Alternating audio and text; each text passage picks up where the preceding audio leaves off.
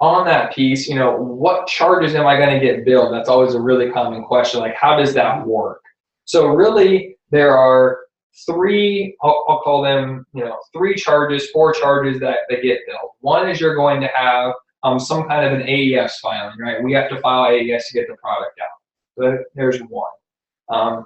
The other charge that you're going to get is the border crossing. We have to hire somebody to get that cargo from Laredo to Nuevo Laredo. So there's a transportation piece. The other piece of that is that warehouse work that I was talking about. I have to unload that truck. I have to go open your boxes. I have to count that freight. I have to make sure it all. So you're going to see a charge for that as well. And then finally the pedimento.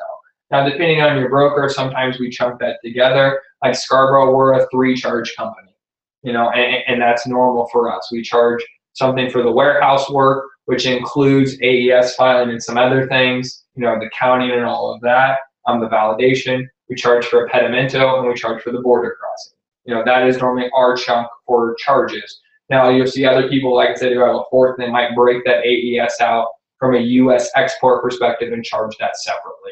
So that's something that you might see depending on which provider you use, or even if you're switching providers, that something might look different. That's part of the reason why. So make sure you kind of understand those charges. For those of you who are trying to compare apples to apples, if you're getting things along the lines of, oh, my transportation cost is X, always make sure you ask that carrier, is the border crossing included? Most of the time the answer is going to be no. That's it, excluded from that. Another thing to kind of note here, I guess 2 more pieces inside of that billing side is, how does that billing look? Who's getting billed what, and then duties and taxes. Assumably this is U.S. origin product, or at least it's NAFTA origin, no duties and taxes, not a big issue. If it's non-U.S. origin, there are going to be some duties and taxes. What's different there than in the United States is that duties and taxes have to be paid prior to importation. In the United States, we have a 10-day window to go ahead and pay those duties. For some of you, you pay direct. For some of you, the broker pays. All that kind of goes out the window in Mexico.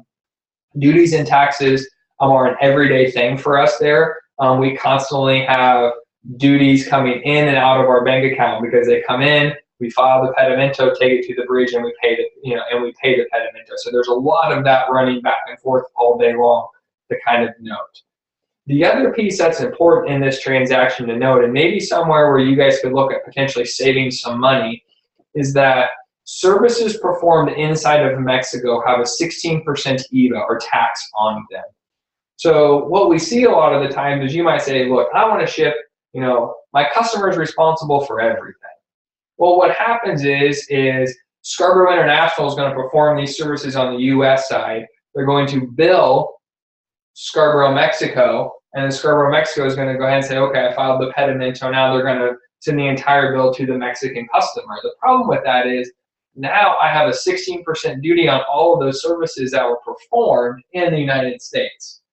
So it's very common for the U.S. party to be responsible for the fees on the U.S. side of the transaction in order to get rid of that 16% IVA charge.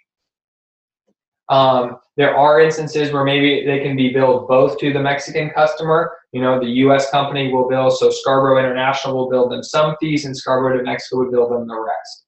Just know that if your customer requests one invoice from their carrier, like maybe it's from Scarborough, that they could potentially be paying more than they need to pay because of the IVA laws down there. So just something to kind of note.